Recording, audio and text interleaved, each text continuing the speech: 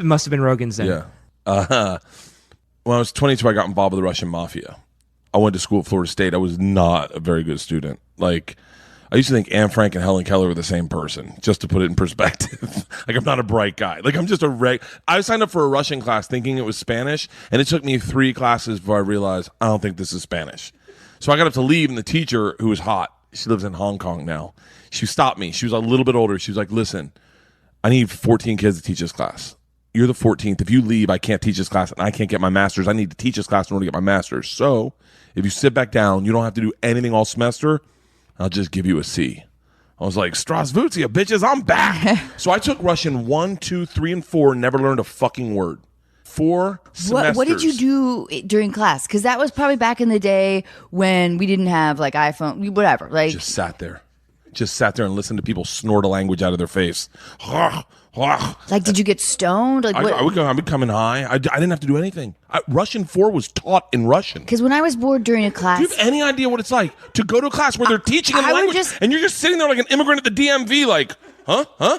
Yeah. But I would like write letters to like my friends that were studying abroad. Like I would, or like write in a like that's what I would do. I didn't write in a journal, Anna. I just fucking got high and sat in the back of a class and listened to a language. I would have dreams in Russian. I couldn't speak the language, but I would have dreams that people were talking to me in Russian. That's how much Russian was in my life. And in every dream, I'm like, I don't know what you're saying. I don't know what you're saying. And so then at the end of Russian 4, same teacher pulls me aside. She's like, we're taking a trip to Russia. If you go, you'll get a minor.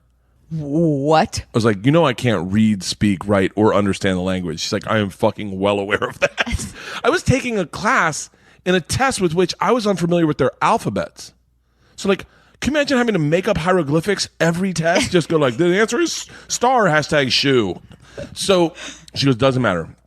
All the classes you've taken, if you go, you'll get a minor. So I was like, fuck it. Let's go. So we went to Russia in 1995. What year were you born? First talking to Carly. Yeah, Carly, I apologize. In 1995, the mob ran everything over there. The wall had fallen, and the black market had always been there, but now the government has shifted, and now the black market, the mafia, ran everything. And they told us at our first night, they're like, we've paid off the mafia to keep you safe. I'm in the back like, this trip just got fucking awesome. They're like, in exchange for our money, they're giving us 2 young gangsters. The word for that in Russian is banditi. They go, these banditi are going to live with you. They're going to walk you to class, walk you back from class, take you on field trips, walk you back. Live with you. Don't speak to them. They're in the mafia. I was like, oh, they're going to be my best fucking friends. I'm a frat boy from Florida State. I'm like, oh, it's fucking on. I grab a bottle of vodka, a 6-pack of Baltica, put on my fanny pack, walk over to the door that night, first night, and I planned a sentence. I was going to say, Strasvutia. Меня зовут Bert, очень приятно, я работаю кошка. Oh, yeah. It means, hello, my name is Bert. It's very nice to meet you. But then you also made a spanking gesture. I was interpreting. Yeah, that's right. You kind of. It really means I work with cats. Anyway, I didn't know the language. I thought I'd get it if I did enough spanking motions. Meow meow, bitches. So door opens and I'm face to face with a real Russian gangster with the wife beater and the tattoos, with the track pants and the cigarette, and he just looks me up and down. A frat boy from Florida, Birkenstocks, fanny pack, widespread panic shirt. And he looks at me and he just goes, "Shto," and I panicked. And everything I planned on saying flooded out of my head. And all I said to him in Russian in his doorway was, "I am the machine." And he started laughing hysterically. You got to remember, little sidebar to this story, they didn't have slang in communist Russia. So when you said, "I'm the machine," you meant, "I'm the fucking machine." And he's like, "What did you say?" I just said it again. "I'm the machine." He brings me in a room full of 9 Russian gangsters all drinking and smoking. And he goes, everyone stop. Tell them what you said. And I'm like, "I'm the machine." They look at me, they look at each other, and they're like, "Fuck it, he's the machine."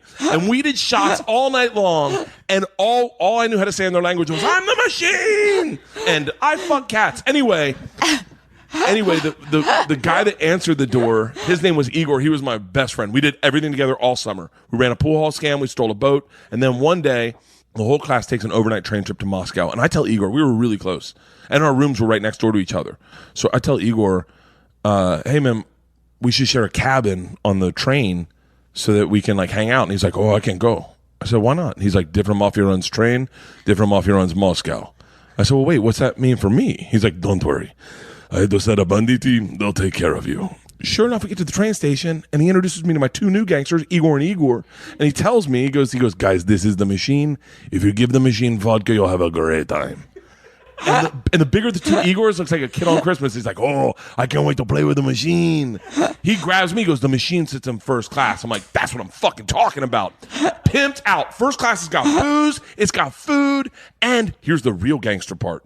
Second the train takes off out of the station, everyone that works on the train comes in to pay their respects. Do a shot. The conductor walks in, rips off the stars and stripes to his shirt, places him on my lap, and goes, this is a present for the machine. It would be an honor to do a shot of vodka with the machine. I am 22 years old thinking, oh, these machine stories might have gotten out of control. Literally, we drink all the booze in an hour, and Big Igor just stands up. He's like, machine, we go to the bar cart to get more vodka. I'm like, fuck it, I'm in the mob. I'll do whatever the fuck I want. Yeah. We roll into the bar cart like a big dick in a locker room. Not that I've ever been that guy, but I've seen it. Igor says to me in Russian, he goes, machine, go behind the bar and grab bread. In Russian, and I understood him. For a second, I'm like, I'm fucking learning. I'm learning the language my way, not through flashcards and textbooks, but by joining the mafia. I'm behind the bar, lighting up. Like, Igor, I know what you said. He's like, go for you, machine. Can the machine find cheese? And I was like, Sir, cheese. Give me another one. He's like, grab vodka. I was like, already another one. Give me another one. He's like, grab the money. I'm like, huh? He's like, grab the fucking money. And I realized at that instant, we're robbing the bar cart, and I'm the one doing it, hooked on phonics style. Grab the shit, walk out. Two of my classmates see me and they're like, you're in so much fucking trouble. Go back to our first class cabin, and within 5 minutes, the head chaperone of this train trip, not the whole trip, just this train trip, she was an English teacher who did not speak Russian. She swings open our first class cabin door with that like liberal arts confidence, you know? She's like, this shit is over. Just lights up. You're done, mister. Stand up right now.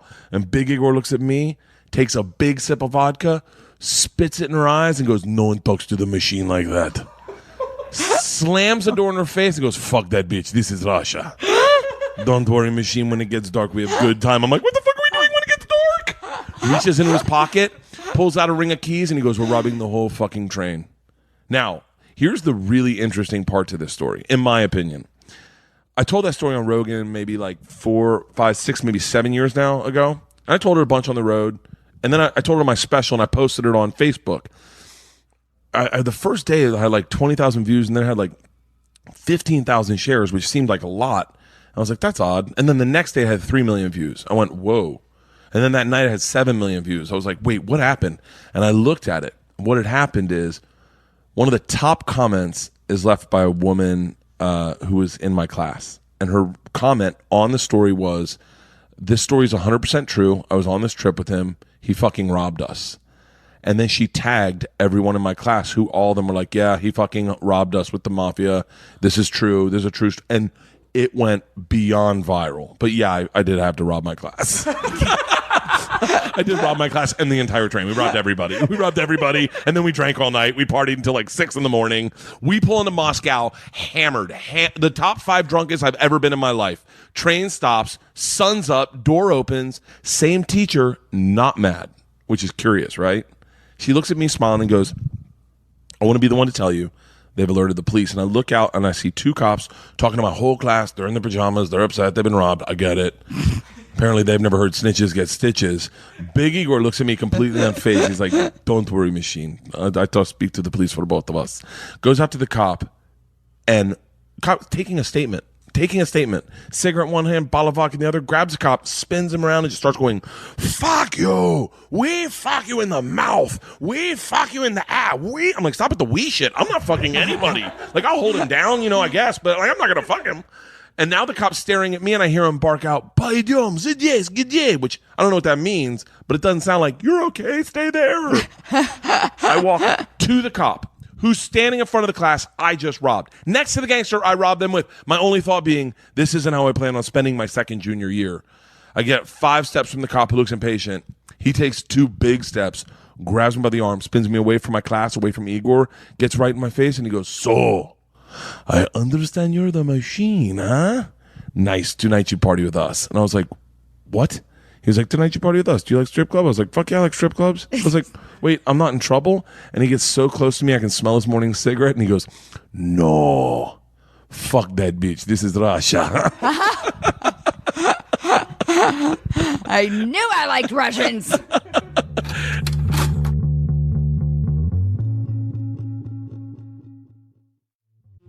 This episode of Unqualified is brought to you in part by Best Fiends. We all know there really is only one Match 3 style game worth playing. It's the one with an actual storyline, cool collectible characters, and non-stop action-packed adventure.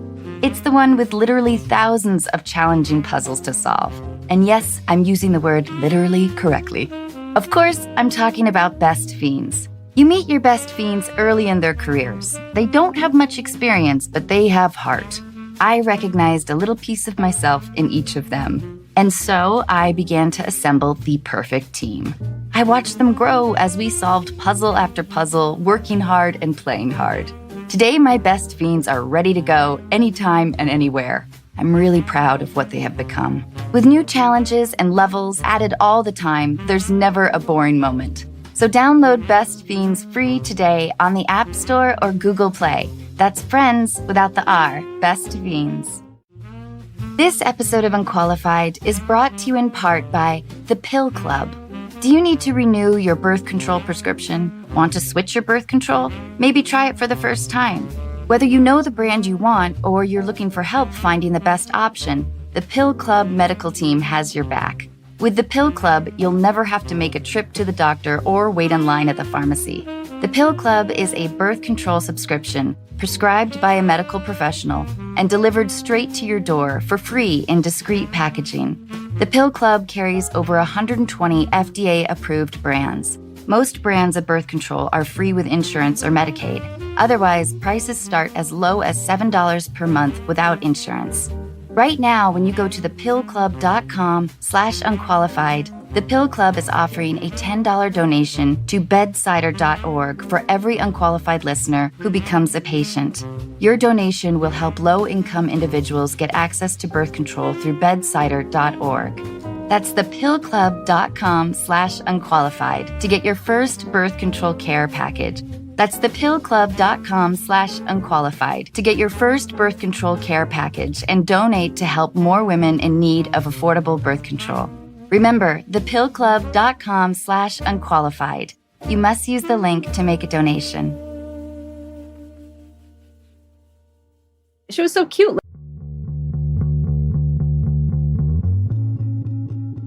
From July 10th. Topher Grace. It was such an interesting experience. I had this moment where we could get this thing made, and I had a great piece of advice from someone as it was coming out. It was shelved for a little while because it had so much cocaine in it, about being ahead of its time. It was both behind its time in that it took place in the 80s and ahead of its time in that cocaine's back. But the piece of advice I got was just own the whole thing. I had the idea with a friend of mine, and we brought it into a studio, and they made it. And there are plenty of people along that trail that you can kind of, I've noticed this in Hollywood, like a lot of people will say like, man, that would have been perfect if just the studio hadn't done this, or if this producer hadn't said that. But truly, we had the idea. We, helped work on the script. We cast it. We did every part of it. And you were acted like, in it. oh yeah, that sex goddess Anna Faris must play my twin. My sister, right. By the way, quick aside, I went in to read with Anna for What's My Number soon after, and we had this real brother-sister relationship, both on and off camera. And in the audition, I had to make out with you. And it was, it's on camera somewhere, some piece, hopefully it's destroyed at this point. And I couldn't do it. It might be the worst audition of my life, because I was like, we just played like twins. Like, I can't do this. And you probably have been watching my face in the editing room. I've been in the editing room, watching you and whatever. But that is probably the worst audition of my life. And also I think you said true. Oh, the heat. So Topher was also telling me that in the testing audience for Take Me Home Tonight, apparently women didn't like it that I swore a lot. They probably hate this podcast. But the testing audience is it's helpful but flawed. And I think as an actor, you don't ever want to read the cards. Oh yeah. It's Did you have to cut out some of the cussing? Yeah, we had to go in and do a full cut. It was funny because I thought, I don't know how I'd feel if it said men didn't like that Anna was swearing, but the fact that a large portion of our audience kind of tuned out because I don't know, they thought they were buddies with you and they didn't like that you were being, and I remember being in the rehearsal where we were like, more swears, like just like Fuck yeah. Yeah, fuck yeah, go for it. By the way, that leads me back to the failure thing is that I remember. My mom must have been in the test audience. That's right. They were all in the same handwriting, all the cards. I remember saying to you, like, you should swear more. And so what was great at the end of that experience was after all the tests and after it came out and just belly flopped, was that the advice I got was really own it. Don't put it off on someone else. And I'm really glad I didn't because it was so valuable. You could never learn more. I've thought like you couldn't even go to a college program where they teach that much. Like the professors don't know as much as I learned doing every element, meeting with the studio and then auditioning actors. And when I produced again, I had this revelation where I thought, oh, this is the greatest experience. Do you trust your collaborators? Like, because I had an experience, producing What's Your Number, and the lessons that I learned, most of which felt like, why didn't I fight harder for some of the things that I believed in? And I have no idea if that would have made it more successful or not, but at least it would have maybe had a little bit more of maybe my point of view with the vision, I guess, but who knows? That's probably But now I bet anything that you produce in the future, you will, and that's the gift of that experience, right? It's the gift of having a podcast, right? Yeah, I've noticed that you really speak up around here. Really yelling at everyone, and it's weird because when you started recording, all of a sudden you stopped yelling and you're acting all nice. I know. What's that? It's a good act, right? Look, I've got a big grin on my face. Oh, okay. So also, this is also something that feels a little bit delicate, but you changed my life in a number of ways. And are we recording? Yeah, we're recording. Right. But sometimes when you're in a relationship, the people that are closest to you can't tell you it's not great because you won't hear it. Your defenses get high, and it's like, well, whatever. Like, you don't know him like I do, whatever. And I was in a relationship when we met, and you were like, you said, Anna, what the fuck are you doing? I read the book, Anna. I read You the read? book. You did? No, I got the audiobook because I thought I really want the experience. You love my sexy voice. Yeah, and I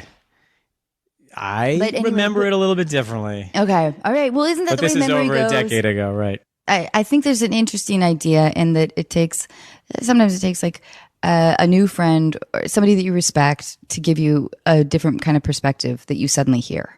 Here's how I remember it, which is basically the same thing. So it's basically what is in the book. I didn't have a ton of time because I was producing and acting in that thing. And you learn your fucking lines? No. I know. I just was wondering if that was the subtext. Oh, no. Yeah, I was like, look, I can't deal with all this. Like, I don't need to hear about your personal life. No, I thought you were amazing. I remember on the first day of shooting, you took my producing partner aside and was like, my cat needs this kind of sushi. But so serious that he came to me and was like, hey guys, I think we need to get like a specific kind of sushi for her cat. And then later I went up to her and was like, hey, is this sushi thing real? And you were like, oh no, not at all. Like, I was just messing with him. Which already I was like, oh God, like what an amazing, that's not even gonna make it in the movie. Like, that's just a great joke. So I thought you were amazing and I thought we were doing great work together.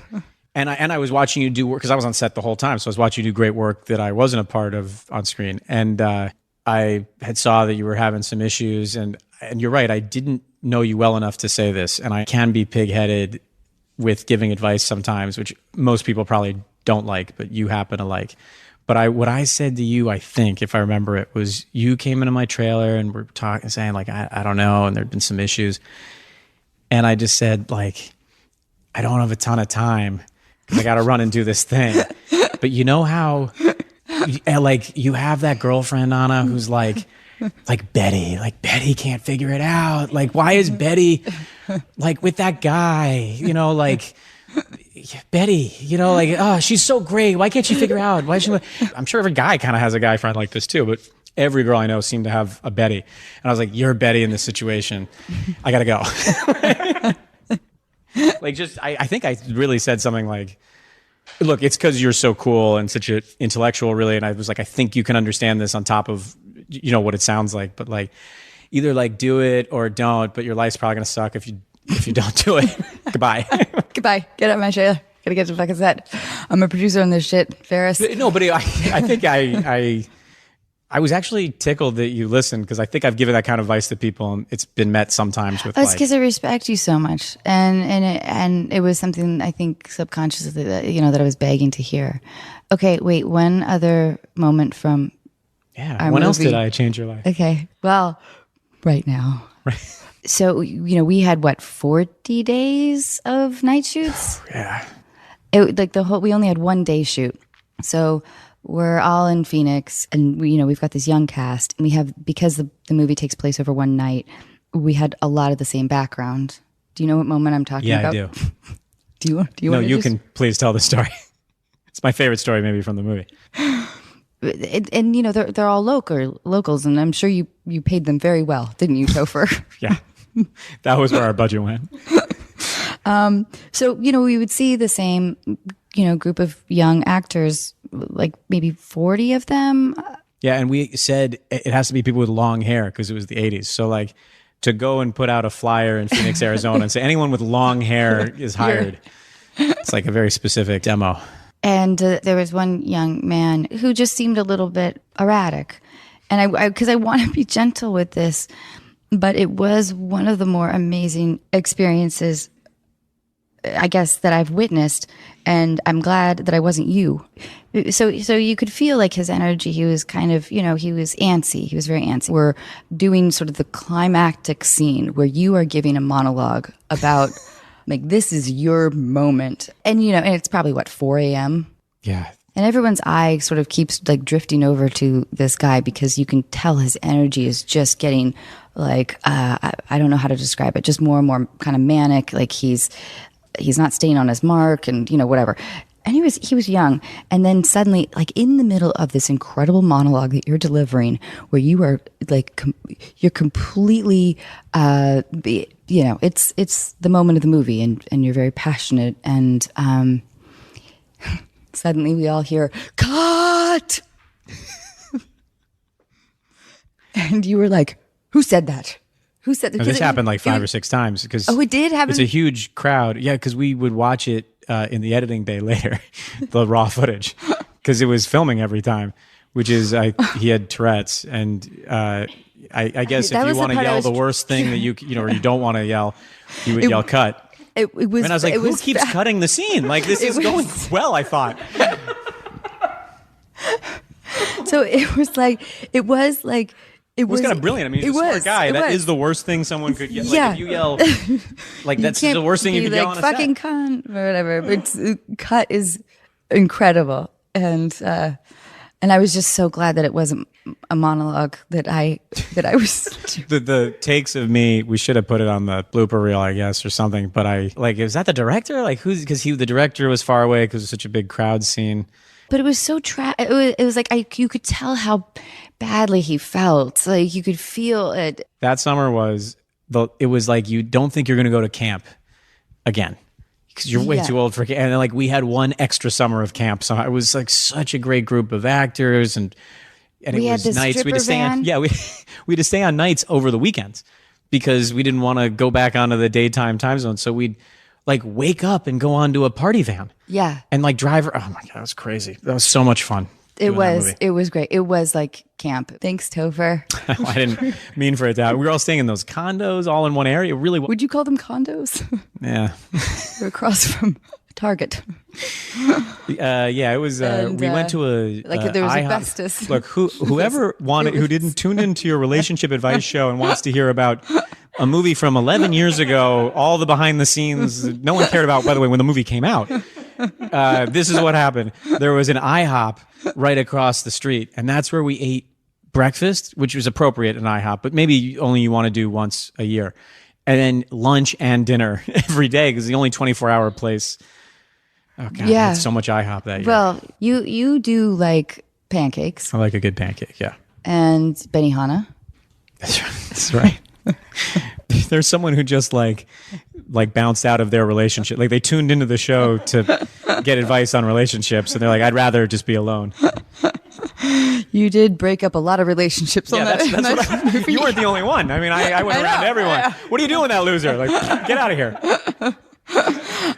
Because I used to go out with Wilmer in New York back in the day, and I remember you were telling me a story about how you went to one of the hot clubs in New York with Wilmer. Okay, I'm going to tell you this whole story right now. Do you edit this program, right?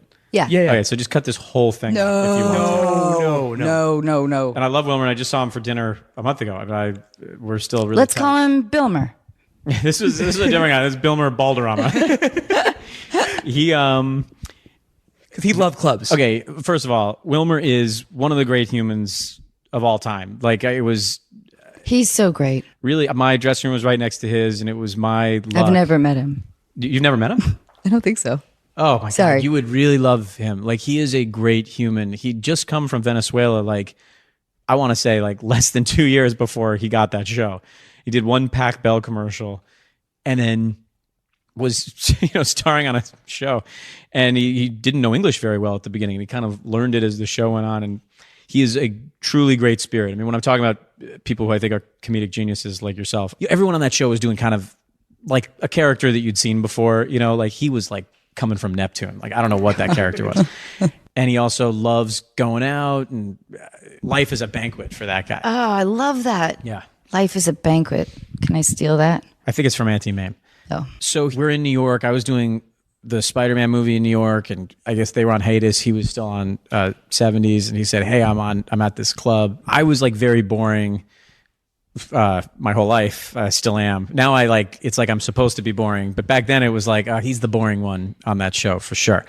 I never acted before 70 shows, so I whatever. I was not ready to go party all the time. But we're in New York. I had some time off. He had some time off, and I said, "Hey, let's have dinner tonight." And he said, "We're going to a Nobu, and then we're going to, out to the club, Stereo or Marquee, I think, whatever. Yeah, one of those two."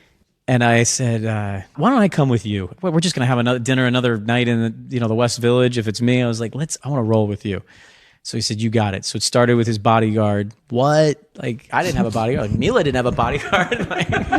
But showing up, Big dude. cool, great guy. Showing up at my apartment, being like, "Let's roll." And I was like, "All right." So he had a 4-wheel drive limo thing. In New York, you don't have to. They have limos driving around all the time. You just whistle and they stop. You don't have to do that. But it was like whatever. So we get into that car and we go to Nobu, and Wilmer's there. I'm talking like the driver, and everyone comes in, and we're at this huge table. It was like in Get Shorty when he makes that order. He's like, "I'd love tuna shavings and a spiral, like in a plate this big." And they're like, "You got it." Okay. And they just showed up with it 20 minutes later. So then we went to this club, which was the hot club. I mean, I could never even get into these clubs, and he'd obviously done a lot. And I go to get out. And no, we got to wait for the club to get right. I didn't know what that meant. So we just stayed in the car. We're like listening to like loud music in the dark car, and there were lights. And I was like, "Isn't this essentially what we're gonna be doing in the club?" You know what I mean? Like, it's the same. No, we're just getting. I mean, I already was like really tired at this point. And then the bodyguard came out and said, "Hey, like, it's ready. Like, it's hot, whatever." So we walked in through. I've never had an entrance like this before. We walked in through these double doors, and the DJ goes, "Oh shit! Look who's in town." Wilmer. Yeah, Wilmer. And on the turntable goes, "California Love." And he throws the mic. Wilmer catches it with one hand and goes like, "Make money, money, make money, money, money." And the club goes insane. And I was like, whoa, I am doing it wrong in life. Like, this was unbelievable. Like, I mean, people were jumping. It was like an 8 Mile, and the whole crowd was jumping up and down, and he's, tossing $20 bills out in the crowd. I was like jumping out to get some of the 20s, It's crazy. Hey, that was the first time you guys had like been out together? That was also the last time. Did you guys go home together? No. 20 minutes in, I was like, "Hey, thank you." This episode of Unqualified is brought to you in part by Intuit, powering products like TurboTax, QuickBooks, Mint, and Credit Karma. Intuit works for what you work for, and it was only recently that I found out they were working for me. I've been using QuickBooks for years and more recently began using Mint, which is an easy way to create monthly budgets. It was a bit surprising to realize how much I could save by learning how to make coffee. With Intuit, artificial intelligence can predict your future cash flow, recognize a misplaced digit in an account or routing number, and even connect users with live experts who can assist with navigating life changes or help with unique tax situations. Everything is automatically organized as you track your personal or business expenses by scanning receipts, invoices, and other financial documents, while smart budgeting tools let you know before you overspend. Innovative features like these make managing your finances simple, but as you probably already knew, innovation is at the core of everything Intuit does. Discover how Intuit's products can help you see what's possible at intuit.com. That's INTUIT.com. This episode is brought to you in part by Plant Botanical. As everyone slowly comes out of hiding, many of you are asking the same questions. Am I ready for actual human contact? Should I swipe right? Will they look like their picture? Do I look like my picture? Is that the face of an axe murderer? Do I really want to take off these sweats? And for those of you who get that far, what drink should I be casually sipping? I have the answer to that one. While your date sits awkwardly silent, stunned by your good looks, dazzled by your intellect, or wondering how to dispose of your body, the drink in your hand should be delicious, refreshing, crisp, clean, Plant Botanical Vodka Seltzer.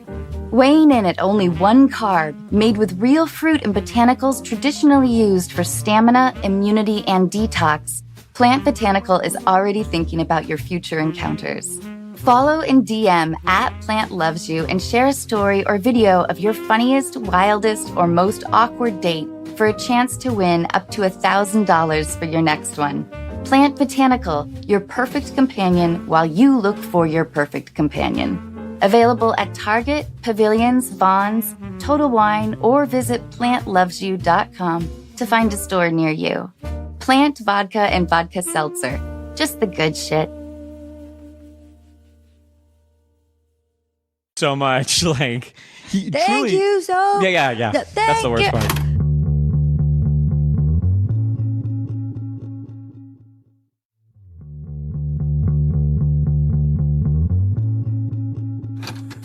From August 21st, David Spade. So when the check comes, she fumbles for her credit card. You tell her that you have it, and she says, good, because a man should always take care of the check. I would agree.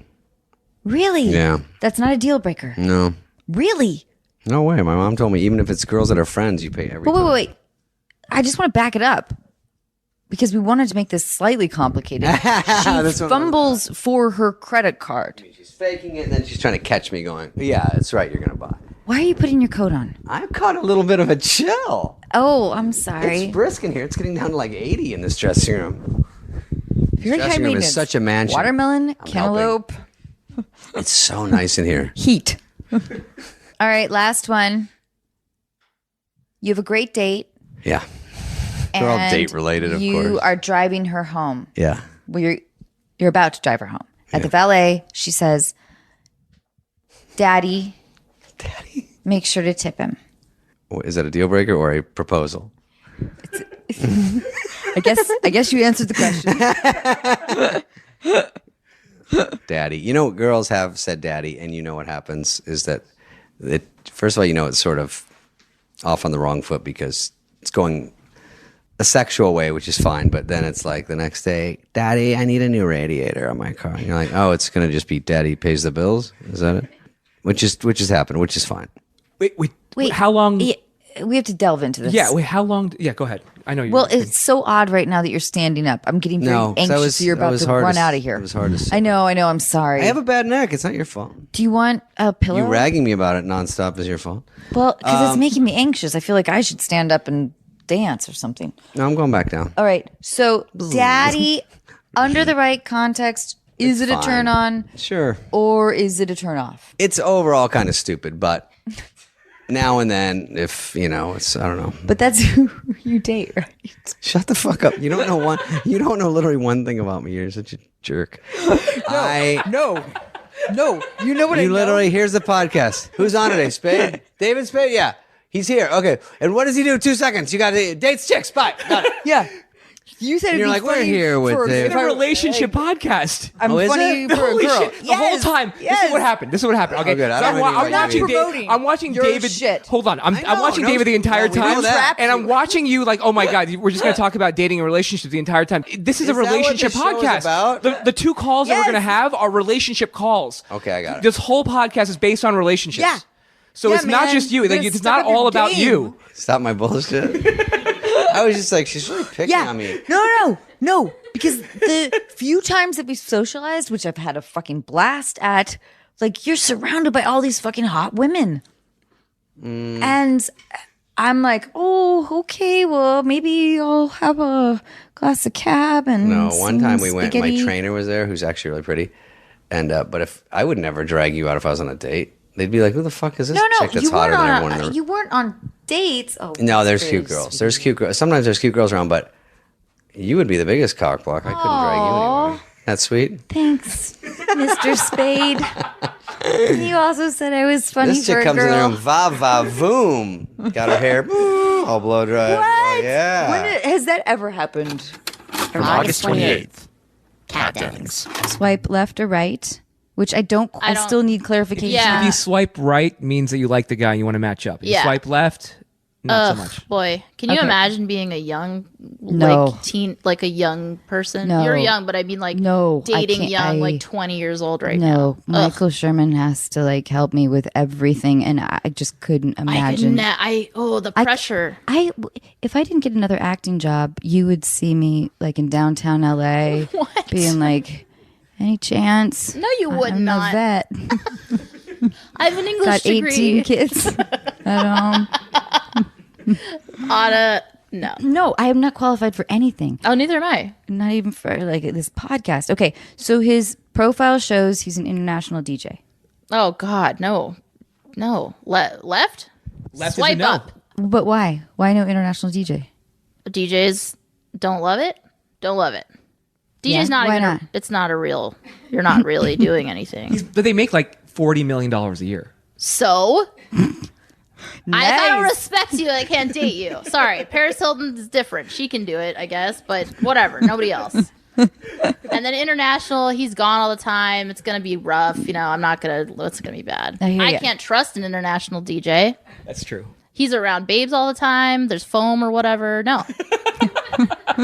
You don't know about the international DJ and the foam. The phone parties. It's real. Yeah. I know this about Paris Hilton. Next. I've been to a foam club. See? I Yeah, don't trust it. yeah. It felt. I felt maybe. Gross. Yes. I was. It may have been one of the more disgusting experiences of my Yeah, life. that's not like sterile foam. His profile shows he owns an embalming service. Oh, yes. I knew you had a morbid side. I Yes! knew it. Oh my God, duh. Oh, I swipe. know you were. Swipe right now. I'll meet Show you. me At those bodies. When I was a kid, I wanted to be a makeup artist for corpses. Really? Yeah. Didn't pursue it. So are you? So your feelings about death? You're cool with it? Am I cool? I mean, what I are mean, you you've gonna do? never done. Well, you haven't done the. This is your first time here at the podcast. I don't know. You know, I've got a whole team around me. That door locks. Oh, I see. Yeah, I This just want to know how becomes cool you are. Yeah. like Are a you ready to fear try it room. today? Yeah, let's go, man. I have nothing to live for. What was the question? Oh, yeah, swipe right. Love it. Okay, Into it. great. I mean, just for now. His profile shows his favorite musician is Kid Rock. Well, given Kid Rock's politics, I feel like I'd be a little bit. I wouldn't. Nah, fuck it. No thanks. I would have gone with like given his music, but Well. he- Look, music is music. I like some embarrassing things musically. oh, I do too. Oh, Kid Rock is real. most deaf. That's what I Oh, say. there you go. Well, sure. I wouldn't judge from that, but I think if he listed it, it's troubling, right? Right. He could keep that to himself. Yeah, yeah. You don't need to say it. I just think it also represents like hint of anger or sort of faux rebellion or I try to not be judgmental. I try to Well, guess what? I'm very abide by judgmental. And I'm Atticus Finch. I attempt to walk in another man's shoes. Okay, sure. I'm here to be the other version of Yeah, we're setting you up. You're the bitch. I am. I'm the bad cop in this podcast today. Yep, I'm just the littlest angel. Yes, you are. I love how you just went from setting her up to say that Kid Rock and his music sucks, and then I'm not judgmental, Atticus Finch. I love that. You also said Abacus Finch. Listen, So it's fine. I said Atticus. Did you? Yes. Well. Not I am an English major. That's right. Yes. And I'm sorry, Kid Rock. I'm sure you're very nice. I like his He does music. love the podcast. On October 30th, Bobby Lee. Okay, are you ready? Yeah, I'm whatever. Okay. Hey everyone, you are here with Gwen Mandy, and guess what? It's iced latte today. Up next, we've got the comedian Bobby Lee. He is hysterical. So wake up, Albuquerque, and we will be right back. Okay, we're going to start live again in about 5 seconds. Yeah, We're because waiting for... I have to let you know, Yes. I have another radio. I have another radio. We'll get you thing. out of here in time. Don't worry. I know, but we got to We'll start get now. you out of here Oh my in God, time. it's so great to see you. Okay, You're so and great. You're so great. You're so great. Thanks so 3, Why do you have so many notes? Yeah, it's so good. 2, 1, and... Hey guys, wake up Albuquerque. It is Gwen Mandy, and I am here with the hysterical, literally hysterical Bobby Lee. Thank you so much for having me, man. Welcome to Albuquerque. I'm a big fan. Oh, thank you. You've seen our show? Yeah, I DVR it back in LA. Oh my gosh. Okay, so now you are performing the next few nights at Yes. the Ice House, the Albuquerque Ice House. I am, yes. What is that like for you? Oh, it's like basically what is I like reaching out to the people, so I'm kind of a politician, you know. Sure. I like reaching my hand out, and I like. Do you shake everyone's hand in the audience? No, Oh. no. So what? So when you say you're like a politician, what does that mean? Well, it's just basically I'm going to city, and I'm trying to just reach out to audiences. Glad and- handing. So would you consider yourself a Republican or a Democrat? Yeah, I don't want to really go there, but Sure. Yeah, but I'm liberal. Sure. Yeah, Oh, okay. Yeah. Liberal. I assume you are too, right? Well, nobody knows with Gwen. Yeah. I'm so glad you're enjoying It's really your good to iced be here. latte Yeah. today. Yeah, I'd like to promote some things if you don't mind. Oh, sure, of course. Yeah, of I'm course. on, but wait, I want to ask you a couple of questions. Okay, but that's only a minute. Okay, but I want to ask you a couple of questions. So now you have been publicly sober for quite a long time. Is that Yes, I correct? have. Yeah. Yeah, that's wonderful. It saved my life. Good for you. Oh, good Okay. for you. What? Now tell us about your dark times. Did you ever want to say, you know? Yeah. Do you know? Like what? Like that. Yeah. It's Well, when. Oh. What? Just give me. Wait. Yeah. Okay. Yeah. Yeah. We have to take a break. Okay, so and no- we're taking a break right now. Okay, and- great. Thank you. Okay, oh my I gotta gosh, you're actually so go. good. I You're gotta so actually good. go now. You're so Okay, good. we're back on. No. We're back Oh, on for our new... I gotta actually go. We're back on in Bobby. 5, 4, Yeah. 3, 2, 1, and... Bobby, Yes. Bobby, tell us Good one to- of your funniest jokes. Oh, one of my favorites. Well, I'm self-deprecating, so I do a whole thing. Oh, you are self-deprecating. Yeah. Oh, that's fun. Yeah, so I do a whole thing. So that's your stick. Yeah, I open that way. Yeah. It makes the people like Comfortable. Yeah. So you sort Okay, of like well- you like to make fun of yourself. In what way? In the way just of my physical appearance, I think people like really want to. When you make fun of yourself, it opens people up. I really Sure. gotta go. I like though. to make fun of myself. I as know, well. I gotta go though. No, not quite yet. Yeah, not quite yet. We're yeah. live on air. Yeah. Okay, so tell us now, what other ways do you like to make fun of yourself? Oh, I like making fun because I had a traumatic childhood, and that's the way I get. Sure. Oh gosh. Yeah. Okay, now can I ask you, are you still close with your family, and are you getting married soon? Because I am. Yeah, that's right. Are you so you're not quite as close with your family as you'd like to be? Nah, No. Okay, but so and are you in love, Bobby? Yeah. And what do you like about Albuquerque? I'm gonna go. Okay. No, what do you like about Albuquerque? Are you Bye-bye. sort of a green salsa guy or a red salsa guy? Wait, Verde? Well, anyway, I'm new here too. Yeah. Okay, what do you like? Okay. I like all of it. What do you like I about like salsa. Albuquerque? I love Albuquerque. I like the sand. Sure. You have good sand here. Where are you staying? I'm staying at the Holiday Inn. You want to go? Tonight? Oh, you're staying there. Room 202. So Bobby. Yes. Bye.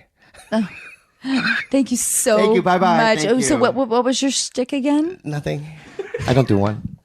Thank you so bye-bye. much, Bobby. What a But great segment. They were Thank really you. nice. Thank you for Are we, having we're us. off? Yeah. All right, and we're clear. That's exactly Thank you how they so are. That's much. exactly how they are. I know.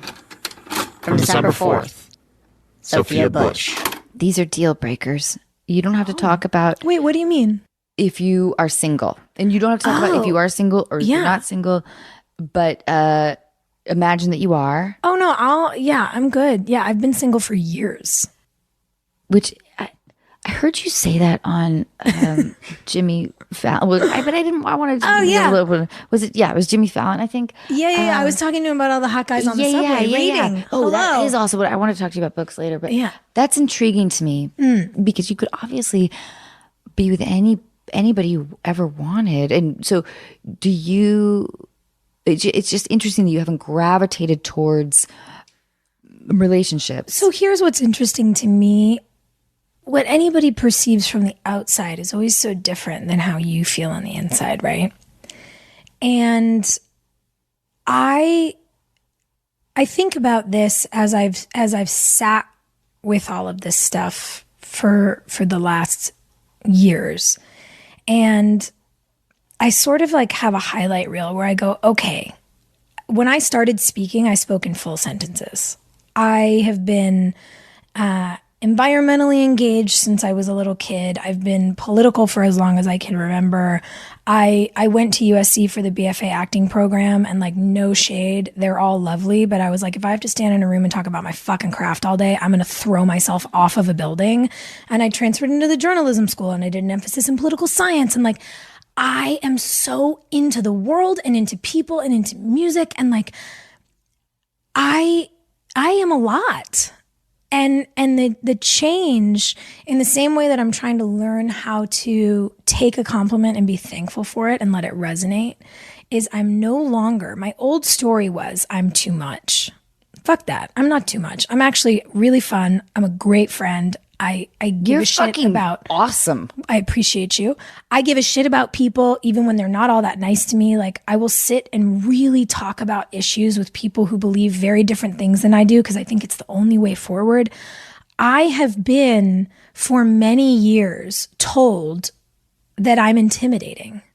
And for many years, my old story was, okay, well, I'm a lot for people then, or I'm a lot for guys.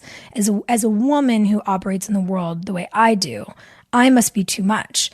And no, not true. What I realized is when somebody, especially a man, says to a woman, oh, wow, you're intimidating. I'm like, I'm not intimidating. You're just intimidated. You are afraid of my bigness or expansiveness or passion because you didn't maybe grow up in a household with a woman who had that space. You know, we come from this very patriarchal society where, whether it's through conditioning or messaging or media or whatever, women for ages have been taught to be smaller, like be cute, sit still, look pretty, stick to acting if one more person, like talk about people I want to kick in the shins. And so what I realize as I look back at the way I have operated, also, by the way, as a serial monogamist for a long time, and stuck in relationships that were not good for me, I now look back and go, oh, it's not my fault.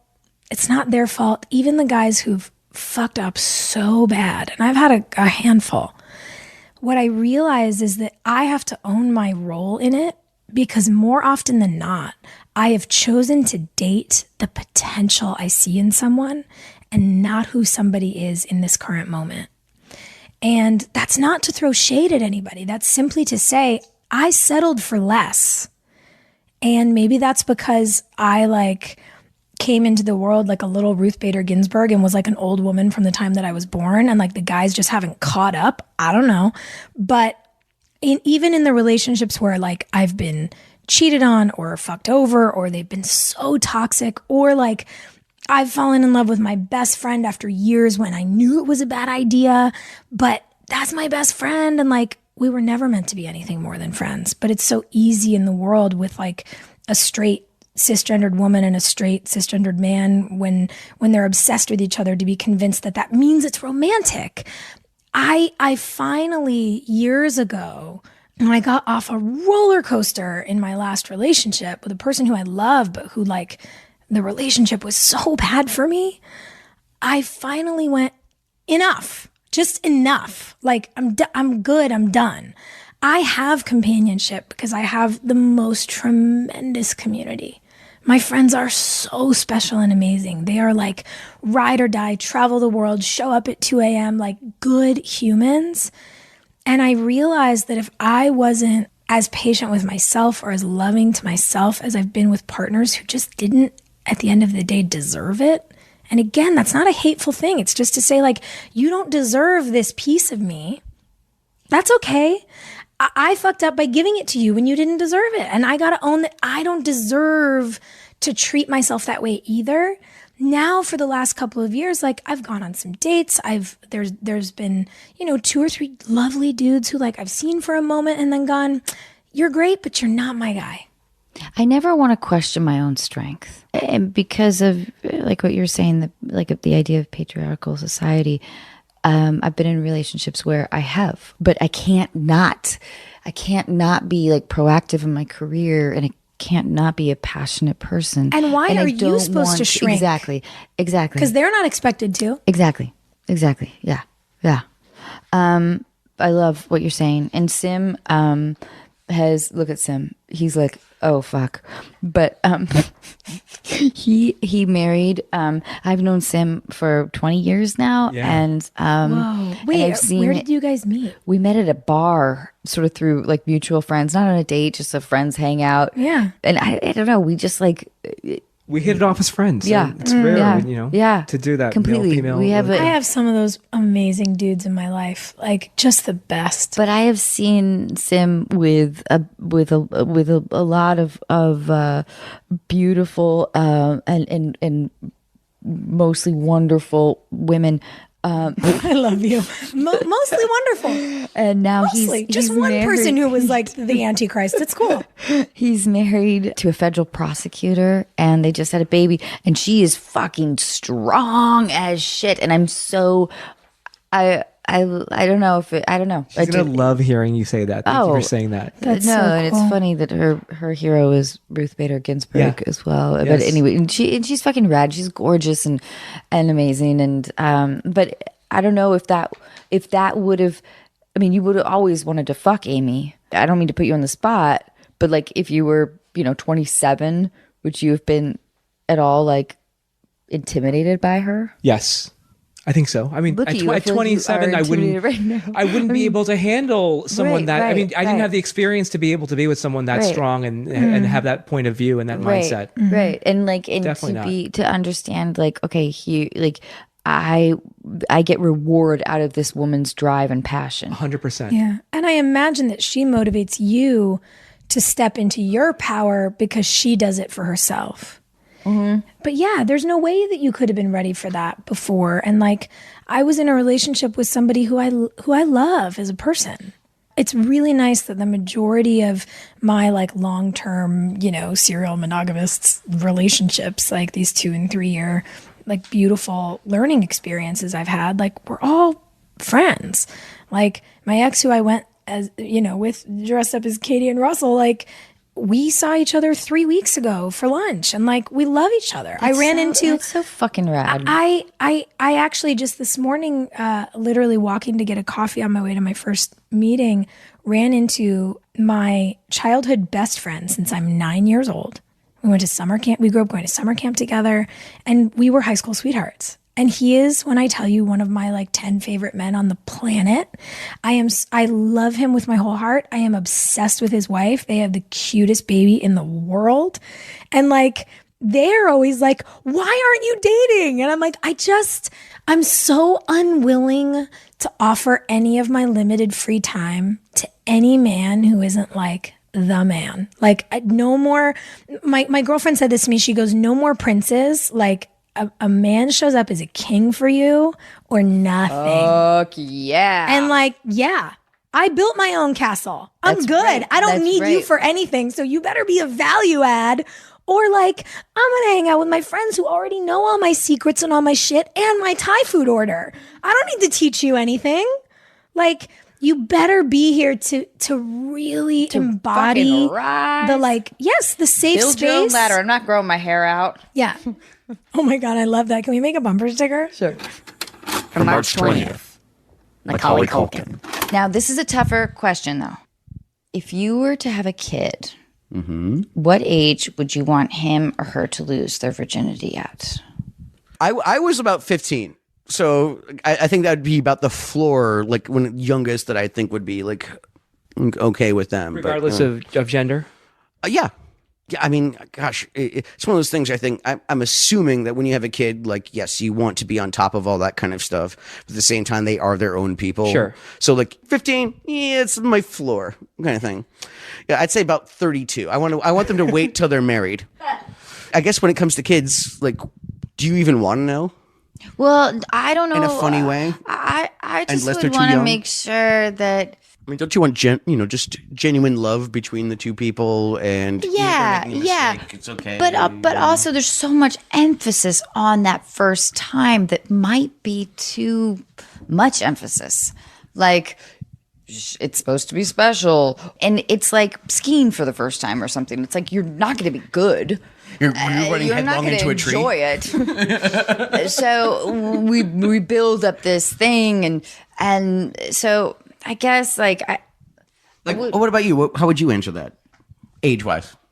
I don't know. For me, like there was such a lack of communication, like the dialogue between the parents in my community and the kids. So everything was hidden and secret and like forbidden, and that made it In basements, alluring. yeah. Of course, cold, very very cold ones. Yeah. See, I'm onto something. So I don't know. I would like to think that maybe I could have a different dialogue with my kid. You want better for your kids than you had, kind of thing. Yeah. But I do think that we have this crazy Hey, idea. Julia, how's your sex life? You also don't want to do that either. Right. But I do think we have this crazy idea of like, it should be massively special because inevitably it's not going to be. Even if you're in love, even if you think I'm going to marry, like it's like, how do you get? Oh, mine was special. Wait, then go on. Am I delusional? It wasn't gross or weird. It was It's like we planned it. Do you want to talk about it? Yeah. Fuck. I mean, I guess so. I mean, I go. Shit, man. Okay. Tell us about it. So no, you're making everybody envious. It was warm and sticky, and I thought, like, geez, this is weird. And I really, am I doing it right? That's not what I meant by tell us about it.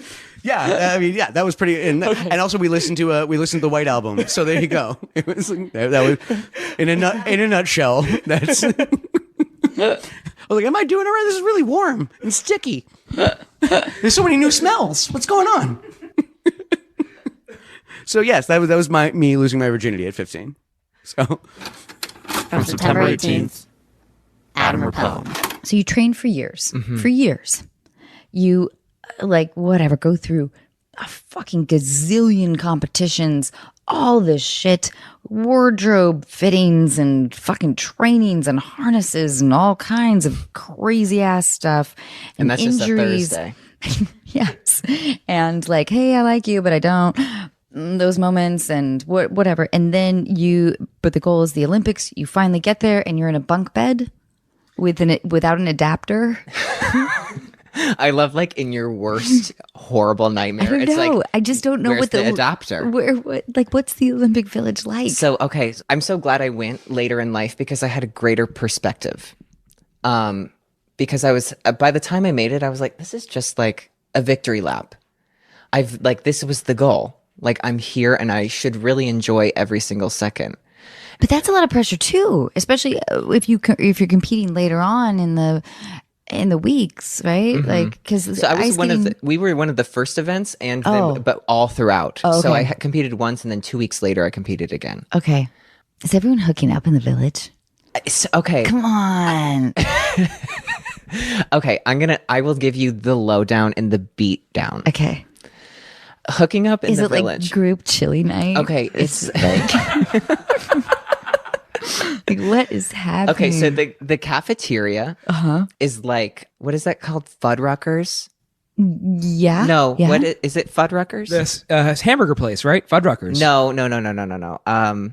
What's that place that I would, if I go, it's like Chuck E. Cheese for adults. Oh, Dave and Buster's. yeah, Dave Dave and Buster's. It's like Dave and Buster's, where there's like no games. Okay, so it's like not Dave and Buster's at all, but it's like Dave and Buster's of food. Okay. So like there's like a Asian food section, there's like American food section, but it's like literally every kind of food you could want, so it can appeal to everybody. Is Open there- 24 hours. Like, okay. So like right. that's, I think, like I've gone in there late and I saw people, you know, like canoodling. Yeah. And I was like, oh, okay. But here's the thing. You wait. Is it like a bar? No, but there is McDonald's there.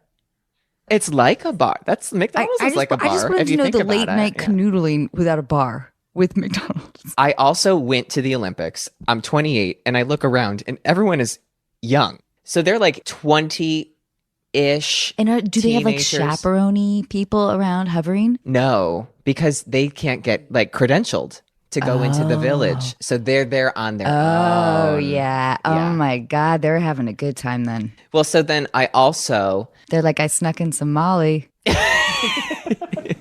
yeah, but they're just talking about a girl named Molly. Oh, So that like, American fucking bitch. where's the Molly? So I think the one thing I was really excited for was like there are going to be condoms everywhere. Because you just can't get enough condoms in general. No, You are a condom connoisseur. collector. Yes. Yeah. Oh, okay. yeah. So I was like, International condoms. yeah, so excited about these Olympic condoms. Yeah. And they're like, we go through 100,000 condoms a day. I'm like, oh my God. 100,000 condoms a Yeah. day. I feel like, isn't there like sort of a thing where you're not supposed to get laid before you compete? Like, doesn't it like release too much testosterone or something like that? I don't know. Doesn't like your semen help fuel you? Yeah. Yeah, that's why I drink my own semen every morning. And I feel incredibly fueled. That's why my skin is so good. You didn't even need to go to Dave and Buster's. No, You just I was wanted to Dave see and Bustering on my face. Yeah. So the condoms, Yeah, you have to go they're to just all over the place. No, they're nowhere to be found. Oh, so you have to ask your like what your You have to go coach? to the medical room. Oh God! Awful. Oh, this is horrible. So you can't even have like a spontaneous hookup with some, like whatever skier from the Ukraine or yeah. And everyone's dream, by the way. Ski from you the have to Ukraine. like it has have to to be go to- so premeditated. Yes, you need gotta to go the to medical center. Fuck. And so then I was like, well, why do people take so many? But then when I saw the dish, I became overcome with power. And I was like, I'm going to take so many for my friends at home because I was like, they all They're know Olympic about the... condoms. Do they have like the 5 rings? No. Oh, they're just They were like, regular fucking condoms. it was so like, it was in Korean and then underneath in Oh. English, it just said generic condom. Oh, jeez. Awful. I don't feel That's like not it's even honoring name brand. the athletes. No. That was dishonoring. Yeah. I mean, I guess y'all could have brought your own. For November 20th, Jay Farrow. So you're about to meet Karen Sarducci. Karen Sarducci is the CEO of Imaginarium Studios. So she is one of the biggest studio heads in town, and you're about to have a general meeting with her. I'm her assistant, Donovan. I'd like you to meet Karen Sarducci. Jay Farrow. Karen? Jay, Hey, thank Karen. you so much for coming. I have been such a huge fan of yours Oh, wow, I've heard this one. for so long. Oh, man. Truly. Thank you. you for coming. I Thank appreciate you for coming. I appreciate your work as well. I think Donovan, did you ask Jay if he wanted? Did you want anything to drink at all? I didn't know it was that type of meeting, but I'll just have club soda probably. Club soda right away? Yeah, just club soda. Of course. Can I do that? Sure. Jay, thanks, Donovan. As you know, your agents probably told you, but we have the rights to Beverly Hills Cop. Oh, The whole jeez. series. Yes. Eddie Murphy recently has fallen out of the project. Okay. But I would love for reasons that I'll expand upon later. But we are very interested in you replacing him. Okay. All right. Yeah. Would you be willing to potentially look at some of the dialogue? And Yeah, you know what? Let's start. Yeah, let's read. Let's read. You have a script? You have a script in hand? Like, what are we doing? It's a working script. Hey, Okay, it's a Karen, do you working want me script. to read with Yes, Jay? Donovan will read Okay, cool. with you if you Yeah, don't yeah, yeah, mind. for sure, for sure. I'm a terrible actress.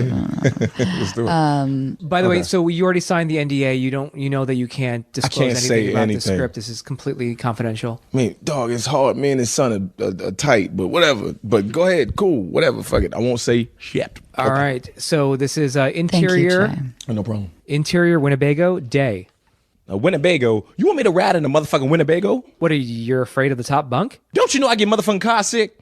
Well, you can drive, bitch. How the fuck am I supposed to make peanut butter and jellies, huh? How the fuck am I supposed to make peanut butter How and the jellies? fuck am I supposed to blast those caps? You know what? You just do what you always motherfucking done. You know, so you sit your ass down and you do the same shit that your ass been doing over and over again. That's what the fuck you do. And I'm gonna be over here doing what the fuck I do and motherfucking fucking the motherfucking stockings.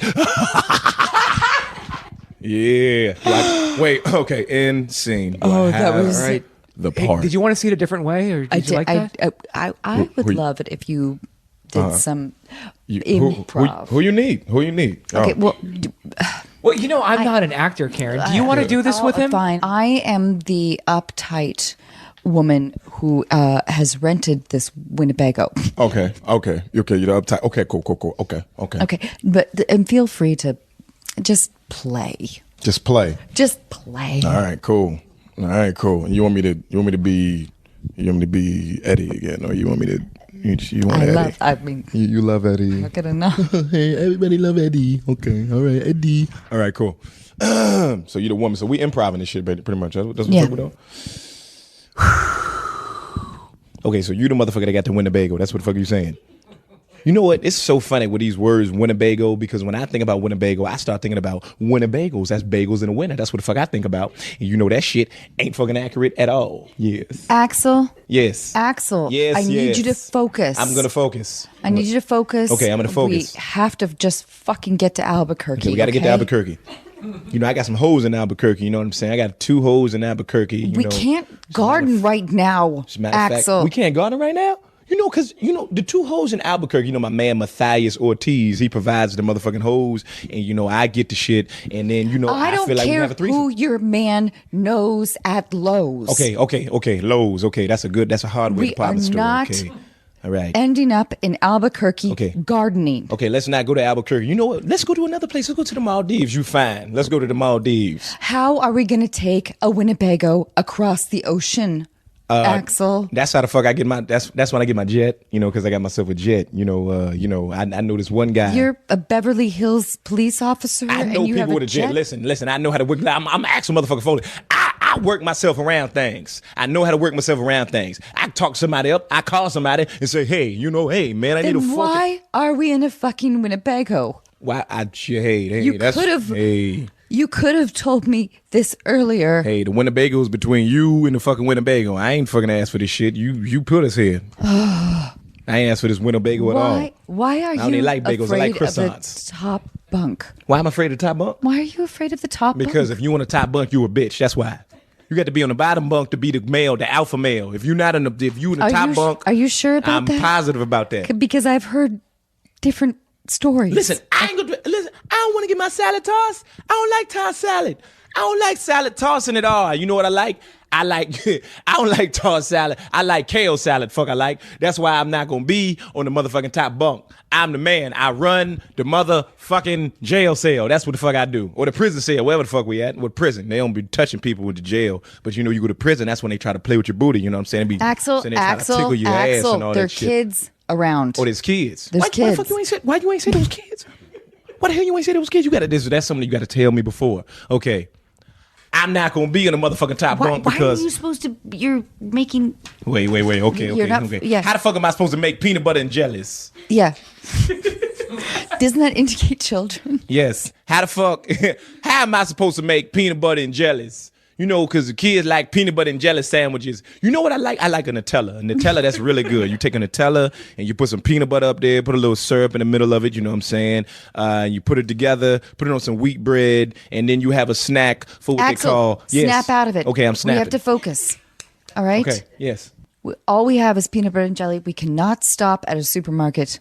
What you mean we can't stop at a supermarket? Because you shot up fucking Los Angeles. Oh, that's why. Okay, because And we are now on the run. Okay, all right. Everybody done evacuated. Okay, I get it. Okay. So we can't stop. All right, we Got can't. that? Okay, We can't stop We can't to stop. empty our gray water. Okay. We can't stop for Mickey D's. Hey now. All we have- Hey. All right, I'm gonna need me a couple apple pies and maybe a McFlurry. Them shits, they bang. McFlurries bang, especially when you put the peanut butter in there and the Oreos. And yes, We're in the Winnebago. okay, we're in the Winnebago. Let me remind you once again. There's a 14-foot clearance. We'll be scraping. We're gonna be scraping. Yeah. Okay. So why the fuck? I got a question. What?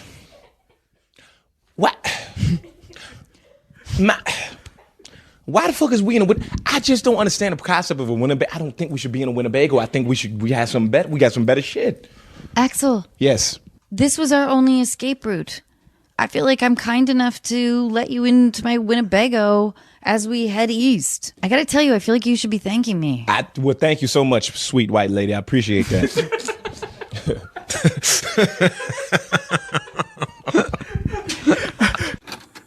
From March 15th, Thorne. Hey, Sam, it's Sim. How are you? Hey, I'm good. How are you? I'm doing really well. I'm going to introduce you to Anna right now. Hi, Sam. Okay. How are you? Oh, wait, Hi, Anna. Sim So just nice asked. to talk to you. It's so nice. Thank you so much for being a part of this. And Anna's going to introduce our special guest. I'm here with Bella Thorne and her sister Danny. They're both amazing. We've been having a great time. Do you guys mind saying hi? What's up? That's Danny, and that's Hi. the breathy Bella. I honestly kind of want to ask you, how are you? Again, it just feels like I need to know. I'm okay. Thanks for talking to me, everyone. Nice to meet you guys. And congratulations, Sam. Oh my God, thank you so much. We announced that I'm having a baby. Clearly, I'm such a loyal listener. So Sam, tell us about this emotional cheating.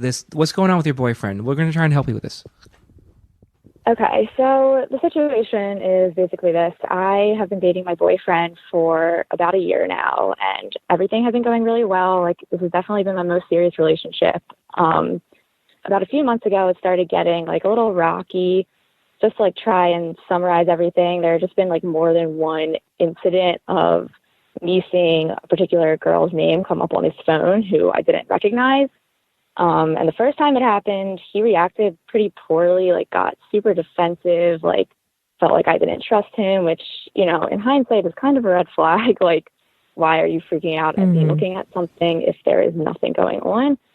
But anyway, whatever. So moved past that. And then the second time, it was like actually an incoming phone call that I kind of saw over his shoulder, and he reacted like a lot better to that one, like very understanding as to why I would be skeptical of that, but still was just sort of like telling me what was very clearly to me a lie. Like, said, she's no one, they don't talk, this is just a girl that they hooked up a couple summers ago but haven't talked since then. She's friends with his friends up in New York.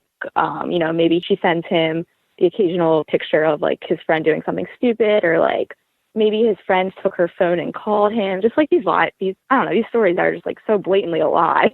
Like, I don't know what you're trying to pull, but he stuck to it, and like no matter how hard I pressed him. So it was just I was just sort of in a situation where I was like, I don't know, I didn't want to dump him just like based on a hunch. Like, that didn't seem like the right option at the time. So I guess I just sort of accepted it and we moved on.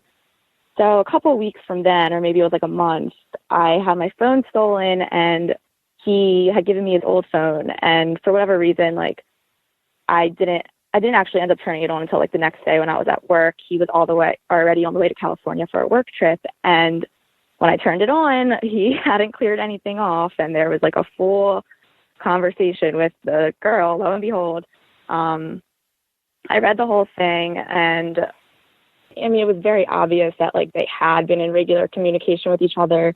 There wasn't evidence that like they had seen each other or anything like that. Like, it wasn't sexting, but like it was still flirty and like obviously very hurtful that A, he was talking to another girl in the first place, and B, that he repeatedly, blatantly lied about it to me. So I called him out immediately, and like his reaction was as good as it could have been. He was extremely upset that this happened. Not that this happened, that he did this to me. And, you know, he was freaking out about it and extremely apologetic. He was crying. I mean, he said everything like I guess I needed to hear at that time. And in the moment, I felt like he was being genuine and everything, and I moved on from it. And I guess it's just, I don't know, clearly it's still in my mind. It's been like about a month later, and everything's good and back to normal. And like, I believe he is a genuine person. Like, I know he loves me and wants to be with me, but at the same time, I can hear myself repeating the story out loud and like trying to imagine myself as if I was my friend giving me advice and thinking like, am I just being an idiot? Like, would I be like, you're being stupid, it's a huge red flag, you need to just end it now? So that's, I guess, where I am. But so, okay, wait, I have a few questions. First of all, I think this has happened to just about everybody, a version of this. And I think that, okay, well, what do you... How long have you guys been like? dating as well? They think about a year, almost a year. Is that right, Sam? Yeah, I think it's a year, right? Hey, so, but what do you like about him? I mean, so many things. I mean, I think we really complement each other very well. He's extremely smart and motivated. He's funny, and like, we're very silly and goofy together, but I think he's also like, he can be an emotional guy too, and he really supports me and everything. I mean, so okay, we were talking earlier. There's two different things I want to touch on. Well, probably a lot because I talk a lot. But we were all talking earlier about the pressure that especially women, I think, face to be in a committed relationship at a younger age, and how we put my whole sort of ranting about, you know, trying to make a bad thing work, that because it's like checking something off of the list. So I think that's just one thing to keep in mind as just in general as you proceed through the aging process. But the other thing is that the first time that you drunkenly checked his Snap text or whatever it was, did you must have had an inkling that something was happening, right? Like you must have, like, because I you know, a thought like I should check this, right? Like, so something was making, something about the relationship was making you feel insecure. That's right? true. Right? I mean, I just don't, yeah, that's true. And it doesn't feel great to be in that position, because then you're also admitting, like, when you during the confrontation, you also have to admit your own guilt of snooping, which fucking sucks. At the same time, it's also like, how do you not when you have a strong feeling that something's going on that you don't know about? And you don't want to feel humiliated or blindsided or taken advantage of. And that's completely reasonable. I think it's so smart of you to have clocked his defensiveness initially, because in my experience, that has also been a theme. Like, you know, my high school boyfriend and then my college boyfriend would say things like, well, she tried to kiss me. And it's like, oh, that means they fucked. But also, you know, take in mind as well, it's like you went through those text messages, right? Well, no, I didn't. I thought you said that you went through them when he gave you the phone and you read through their whole conversation and you saw that. Oh, yes. No, that's true. I mean, once it was like fully in my possession, yeah, I read them all. I mean, first of all, bro, how are you going to give your girlfriend your phone and think that you have something sketchy on there and you're going to leave it on there? That is like, I'm sorry, that is oh my God. I said to him, I was like, did that cross your mind when you handed it? Seriously. But, you know, also keep in mind, if it didn't cross his mind because he left it on there, there's not that much to be overly upset about. You know, he was just texting a girl, and maybe it was a little bit flirty in which context. Well, that's the thing. So how intimate were the texts? Was it like, you know, what you up to, like at the bar with like my hard friends, eyes, or was it like I miss your nipples? I can't wait come to suck sleep on over. them. I dreamt about you last night. Yeah, it was somewhere in between those two. It wasn't. It really wasn't that. It wasn't terrible, or else like I couldn't see myself getting over it. It was like a little bit of like what you up to, but then like sometimes it would get a little worse and like talk about when they used to hang out, or like, oh, like you should come visit me. Like she would say, you should come visit me, and then he'd be like, oh yeah, when? But like not like, you know, nothing that was like actual action, but you know, enough that he was like engaging in it. This might be a question for Sim. Sim, what, as a guy, This is bad. that's what I think. This is so bad. I hate when I give bad. I don't like being the guy that always seems to be the guy that gives the bad news to our callers because I love them so much and I don't want to see them go through something like this. But what this guy is doing is keeping his options open. True. Yes. True. Well, That's exactly what he's doing. He did admit that. He did admit that to me. He like when I confronted him, like, what did you get out of this? And he was like, admittedly, like it started early on when I guess which is terrible to say to you, but like where I didn't know where this is going, and like now I'm so confident, blah blah blah. But So, what do your friends and family like him? yeah, everyone really loves him, and like I told a couple close friends about this, and I think it's hard for them to reconcile too because they all think he's not like your typical douchebag guy where it would be easy to be like dump him. Like they see him as like a nice, genuine guy. Can I tell you, Sam? Those are the guys you have to be really careful about. The only dumb move he made was giving you his old phone, but everything else is completely calculated. When you're texting someone you previously had a relationship with, you're keeping your options open. You're thinking along the lines of, if I'm going to keep her in my life and just give her the occasional text exchange, because if something happens with you, I could always go back to her and reopen that. It's scary, but also, are you guys getting married? Do you see yourself literally having kids with him? Maybe she does. The other thing too, sometimes friends and family liking the guy, like you were saying, Sim, puts additional pressure Right. 100%. on a relationship. But fuck, I think that you should always feel very valued, and I do think that there will always be an undercurrent of insecurity. That seed that he sort of planted in your relationship. And listen, everyone wants to feel attractive. Everyone wants to feel sexy and desired. So it's not like he's clearly not like a demon. But I also don't want you to be kind of paranoid all the time. That's exhausting. And life is short, and you're also young, and it's only been a year, and it's like, if you guys are already having this kind of thing, it doesn't mean like he's a terrible person like you're saying, but maybe you guys are just young and you're supposed to be dating to experience these things to see if like, do I want to marry you? Do I want to spend all of eternity with you?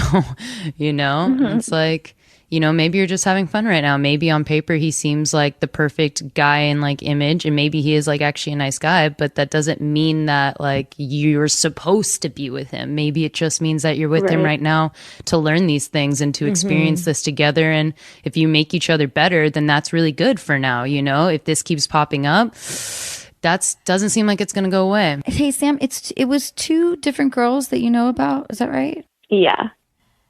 Yeah, I mean, I don't know what's better or worse, but these are the things that you know about, and it's just, do you think that there's anything that he could do that would completely reassure you? Is there like a grand romantic gesture? That's a really good question, Anna. Thank you, Sim. Because I don't know what he thinks. Because I don't know either. I don't know either. Does he buy you like a racing horse, a racehorse? That won't prove his commitment. Bella with the bad news. Not his emotional commitment, let's say. But truly, like, I'm just wondering if there's anything that he could do that would make you feel. Yeah, because the thing is that if you do forgive him and you make the decision to move on from this, the thing is that this is a scar, and you're young to have this scar, and it's a young relationship to have this scar. And so, in moments of insecurity and weakness and times of vulnerability in your relationship down the road, this will come up. And I just don't want you to live that life. I'm sure that you do love him, and I'm sure that he loves you, but this might not be his strength, And maybe just for right now. Yeah. Maybe it's like way later on you could like run into that dude and he's like, oh yeah, I learned from those mistakes. But it's like, you guys are young right now, and that's like, he is keeping his options open. But like, if you guys are having fun, like kind of as Danny said, like, then whatever. Fuck everyone, anybody ever says about this and that. Like, that's true, Bella. If you're not like literally trying to get him to put a ring on it, and you're just having just as much fun as he is, and maybe you also keep your options open a little bit. Like a relationship is what you two decide. If you guys, let's say, want to even sleep with other people, you could do that. I mean, it is really to what your preference is. So if your preference is like, we have a friend right now, and like likes the guy a lot, but is also like, I don't know. And we're like, well, you're just having fun. It's not that big of a deal if you're just having fun. And if you are, then great. But then keep in mind, maybe don't try and get too emotionally attached just in case this happens again. And then it's going to feel worse. You're going to feel worse. It's true. We put so much pressure on ourselves because of like what our friends and family think as well, and what we're supposed to be doing, and how a relationship is supposed to be defined. But jealousy is just the worst feeling in the world, and I don't want you to constantly go through that emotion every single time his phone dings. Are you gonna think, is it some girl hitting up your guy? Yeah. So maybe this is, if you feel like you both are emotionally healthy enough to have a frank conversation about like, okay, listen, I don't want to feel paranoid about when your phone is dinging. Let's figure out sort of where we are. Do you want to explore other options and still have me in your life? If so, let's talk about that. If that's something that you can handle, Sam. If you can't, which I couldn't. I just don't think I'm emotionally built for it. I admire people that are, but I no, definitely not. Yeah, but I couldn't. But anyway, that would be better would to be know, one. though. Yeah, Well, yeah. No, I asked him that. We've had those conversations. This is all, it's reassuring in a way. But I'm sorry that I've been cheated on. Listen, my high school boyfriend, who I'll refer to as Chad, he slept with Rachel. Yeah. Yep. And we see how those scars last. I'll pull you my- see how that scar tissue never goes away. But don't feel too much pressure. I know, like, you're probably very driven career-wise, and it makes you want to check off, if you're anything like me, like check off the relationship part quickly.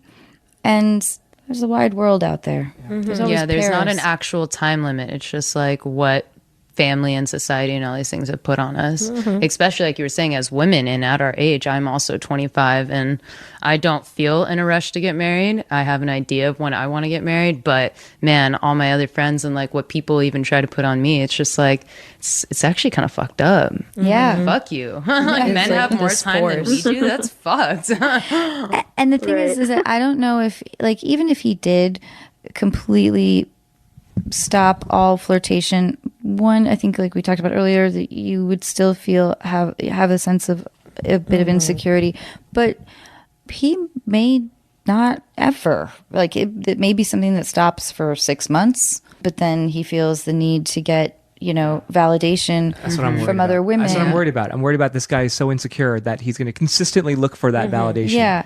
And he may never cheat, but it's just the whole texting just to see if he still has it. Right. Just to keep his options open in case something does Right. happen. It's just, I don't like it at all. There is one more important question. What?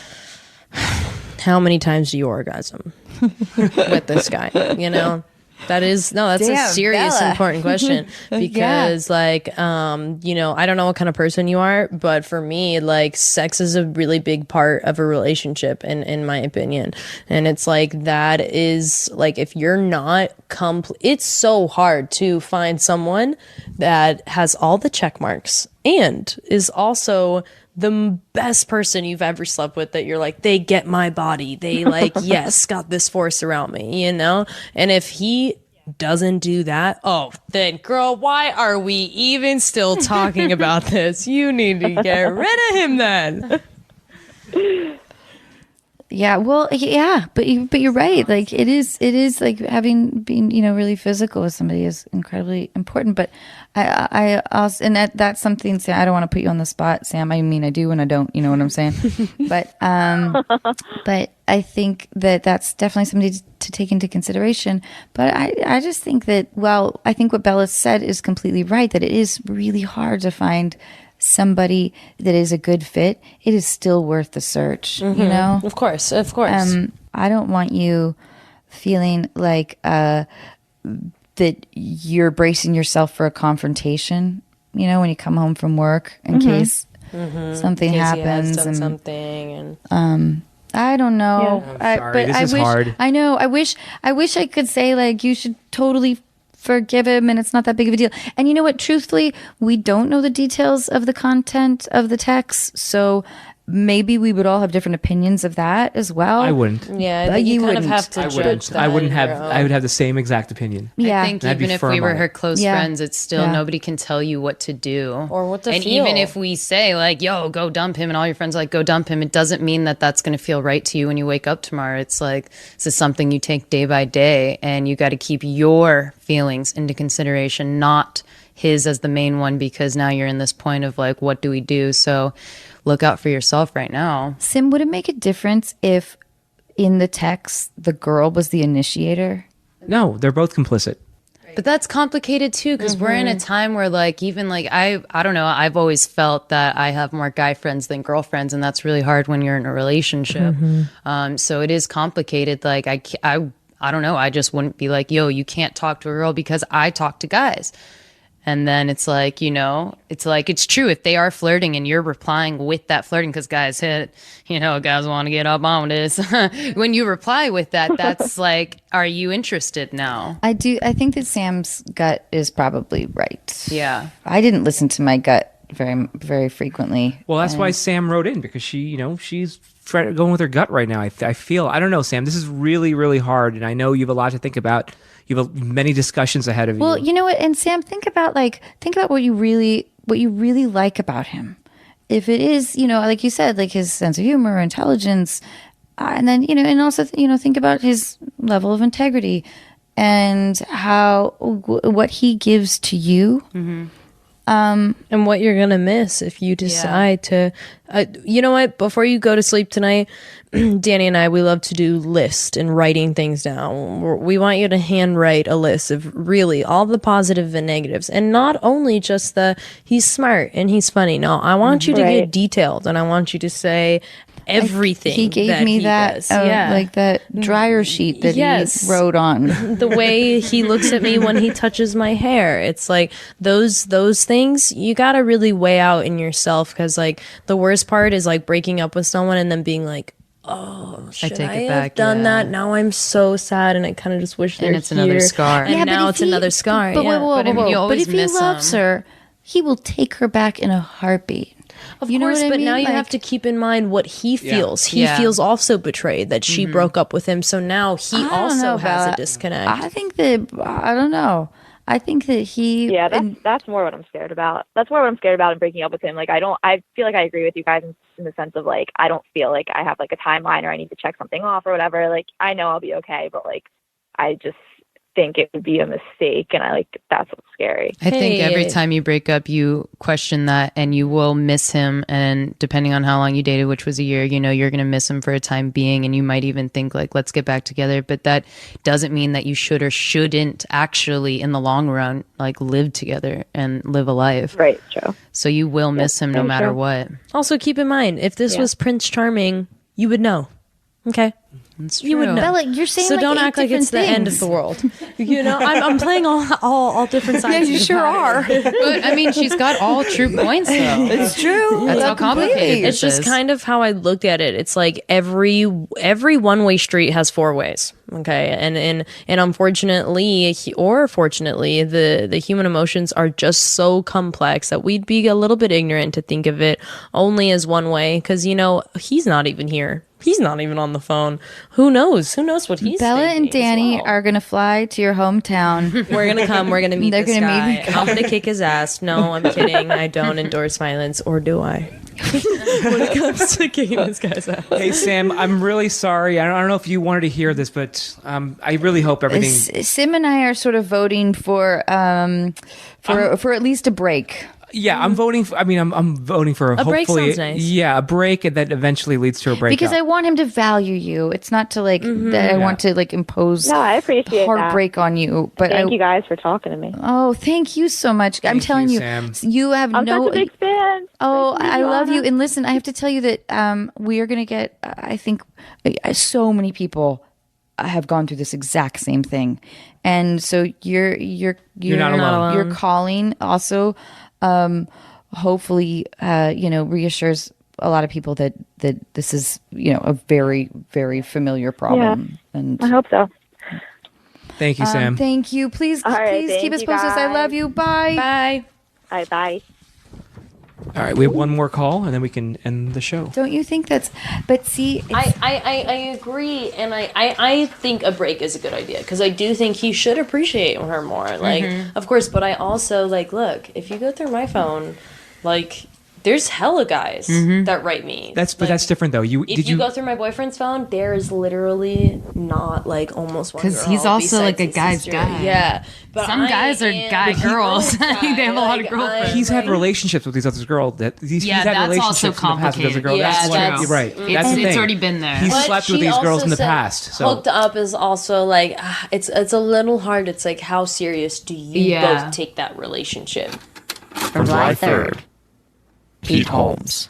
I'm going to introduce Anna hi, right now. Casey. It's Anna. Hi, Anna. How are you? I'm really good. Thanks so much for doing this. Yeah, no problem. Thank you guys for calling. We have Pete Holmes here. Hello. Hey, Pete. How are you? Good. How are you? I'm good, thanks. Casey, tell us what's going on with your boyfriend and more specifically his friends. Yeah. Oh, sorry. My dog's barking. My boyfriend and I have been dating for about 2 years. We met through a mutual friend that he lived with back in college. So we just moved in together in January, and everything's been really good. Really, he's honestly been like one of the better roommates I've ever had. The only issue has been his high school friends. So all of our mutual friends we met through moved away pretty much. They don't live in the area. And his high school friends have kind of taken it upon themselves to be here very, very frequently at our house, which would be fine, except I don't get along with them that well. I kind of know they don't like me. We have very different viewpoints. They like to make jokes that my boyfriend has been wifed up and all that. We have our issues. How old are you? I'm sorry. I need 23. context. 23. Sorry. Yeah. So I was trying to like be nice to them, hang out. I'd be in the living room, and we were having issues. Like one day, I think I stood up to empty the dishwasher or let the dog out or something, and they just kind of changed the channel on the show I was watching. They came in, changed it. Another day, they totally just talked over what I was watching. They were making fun of it. I got frustrated. And that night I talked to my boyfriend and I was like, hey, look, this is kind of an issue. Thought it was going to be resolved. And he came home with a new TV that they convinced him to buy for our spare room, which I thought would be good, except now they were over. I think it ended up being 5 or 6 days in a row they were over. So my question for you guys is, am I overreacting? Should I just kind of let it go? Or should my boyfriend say something and maybe set some limits with them? I think the problem is your boyfriend. Totally. It's not the guy is not doing you properly. I just mean like that. This is a respect issue. He's probably having some panic that you guys moved in together. So he's trying to assert that he's still young and he can still see his friends, because no group of friends convince a guy to buy a TV. He bought a TV because he's trying to impose an old way of living upon this new way that's probably giving him some panic, because he probably feels like he's wifed up. So his bro friends are making jokes like that, representing his Pussy whip jokes, all of those things. But Yeah. he agrees with them. Like this is it's a pretty big problem, and it's a problem with him. It's not a problem with his friends. This dude needs to get right or get out. Completely. That's all. I know Anna has opinions about friendships and dude friendships and all of that. Oh yeah, well I remember Casey. I was 23 and I was dating this guy, maybe 22. Anyway, and I remember his friends saying in front of me, like to him, like, "Oh, you're so pussy whipped. Oh, like what? You can't hang out with the fucking dudes anymore. You're so fucking pussy whipped." And I'm standing right there, and he didn't sort of shut them down. Not that I don't know. He should shut them down. This is not right. That's right, not of course, but over the line to expect your boyfriend to be like, no. Of course not. But but it was also said something about me, that instead of sort of attempting to figure out a good solution in those moments, instead sulking, and later on that night being like, why would they say that? That hurt my feelings. And I'm not saying, Casey, that this, because I don't know exactly what to say in the moment, because if you take a stand and say like, what the fuck is that? Wait, what's going on, you guys? I don't understand. What's going on? Can we all just be cool? And your boyfriend's like, oh, like doesn't have your back, and the dudes are like, dude, your girlfriend, man, she's kind of a bitch or whatever. She's hot, Casey. You're hot. but I hope you hear what I'm saying. Yeah, well, that's one thing I've thought about doing, but I didn't know, just because knowing what they feel about me, like, I didn't know if they would think it was weird, or if he would think it was weird, if I'd make things worse by saying something in front of them. So that's why I was just kind of waited until they left, or like, I wouldn't like use hid in my room. confrontation. I think you have to be, do you love your boyfriend? Yeah, no, I do. And like, other than this, everything's been really good. It's just like, we moved in together and suddenly I was like, oh, geez, your friends are not who I thought they were. And that's been kind of this like wedge in our relationship That's a lately. huge issue. It's an enormous issue. How old is your boyfriend, by the way? He's just turned 24, so he's like a year older than me. And whose idea was it to move in together? Was it a lease situation where you're like, well, my lease is up, your lease is up, or did you guys go, let's live together? So we were both living at home since college, and both kind of driving really far for work. And it was kind of spur of the moment. We came across this place that was literally, we've been talking about it, and this place was literally everything we wanted. So we did it. And it is a month-to-month lease, so it was kind of like this no pressure thing. And yeah, I mean, it's been good. Other than that, it's good for us to both be close to work. And honestly, when I'm working, we don't see each other that much. So I do freelance. So I've been off for the past 2 weeks. And I feel like that's when it's kind of become more of a problem because I'm noticing it more. Casey, I think that Pete and Sim are kind of right here. I'm not sure I'm crazy about this guy. And here's the thing. We're all like sort of pressured by society to check things off the list. To, to move in, to get married, to have kids, to get the job, whatever, in whatever order. Life is short and you have no commitment to anybody but yourself. If you are having like down the road, it might not be today or next month or the month after that, but if you're having doubts about this guy, which it sounds like you maybe should a little bit. I don't mean to plant a seed. No, yeah. You can move on, you know? Bounce. Yeah, you can bounce. Moving in with somebody is a big deal. And this guy sounds like he did it for practical reasons, which makes my vagina dry up. It's like the least romantic, least You have the loving. wettest vagina I know. What I'm saying is, if I were a lady, that would not be doing it for me. So you might have moved in a little too quickly, and that's okay. You could be like, look, if you want to live with your boys, go ahead. But I want to keep dating. I'm going to move out. This isn't right. Like, that's what you should do. If you want to live with these guys, live with these guys.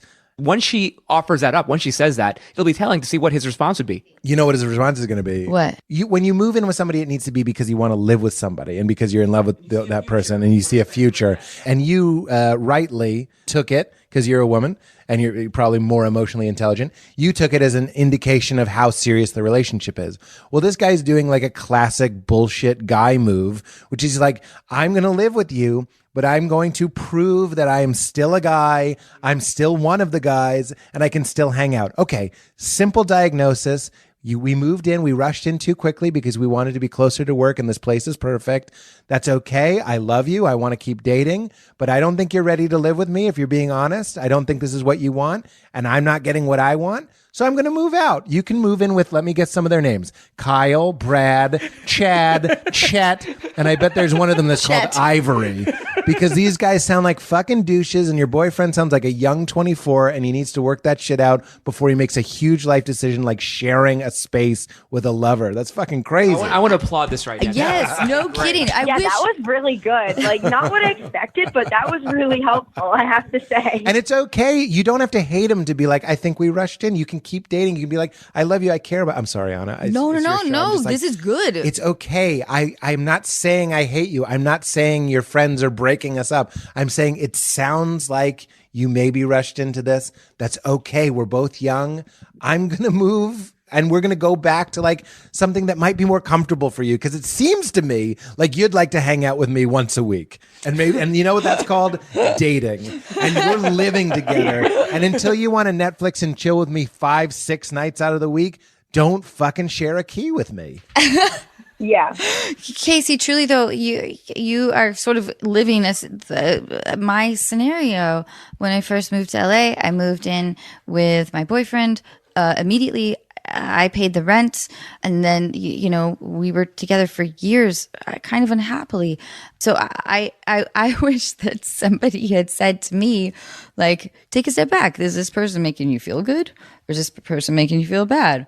The 20s are a time for self-exploration and selfishness, truly, a little bit. It's like you're figuring shit out. Anyway, so don't trust your gut, and maybe people that you love, around you will be afraid to tell you, to be completely blunt, like Pete just was. But anyway, it's all food for thought, and no decision has to be made tonight, or like I think said, it does need to be made tonight. I also want to just say, he's like ready to get me out. No, Casey. I also want to say, I think this is important too. Is it's not a gender thing. If anyone tries to make you seem like you're the girl that doesn't want the flat screen, fuck that shit. If a girl did this to me, I would just be like, this is inappropriate. This isn't what I want. And that's okay. So don't let anyone be like, oh, you're whipping or you're trying to. No, you're not. Anyone in your situation would go, I'm moving in with my boyfriend. I don't expect the fucking goof troop there every night. And that is a microaggression. It's passive aggressive. Ding it's and dong. Unfair to you. And he knows what he's doing. He's being way more of an asshole than he's letting on. Like this is coming from him, because I've never had 5 guy friends show up at my house that I didn't want there. That's called a posse, and the police would be called. And it really doesn't feel good to be that person who, like I was, like, late at night being like, basically asking, do you love me enough? Like, what's happening? Why is all this making me feel small? And if I can prevent you from feeling that way, Casey, I would really love that. No, I think this is what I needed to hear, because like I said, all of our like other friends who I could go to are mutual friends, and I don't want to like put them in a weird situation, and I needed like an outside opinion, and I think this was good. This definitely helped.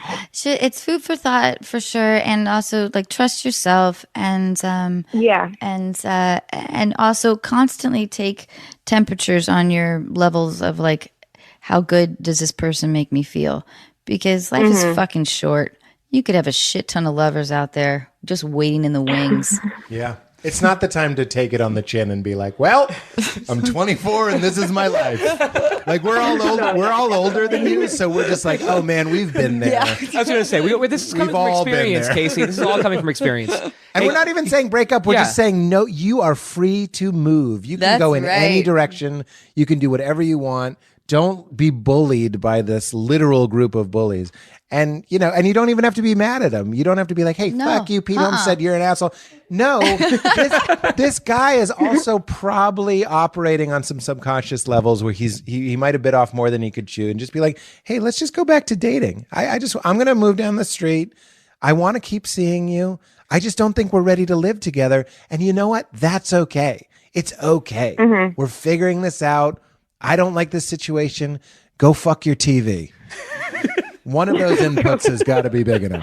That's what I want to say right there. Yeah, go. I know you do. There's got to be some anger here. You're not calling in because this is easy.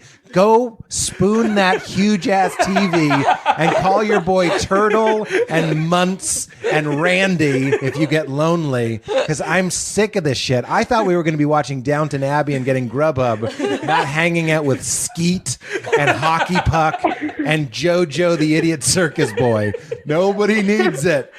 It's okay. It's not even that big of a deal. Start looking at other places. It's all good. Okay. Casey, thank you so much. Casey, thank you. Thank you guys so much. You seem awesome. I love you, and will you keep us posted? Yeah, definitely. I will. All Thank right. you. Thanks. Bye, guys. Bye.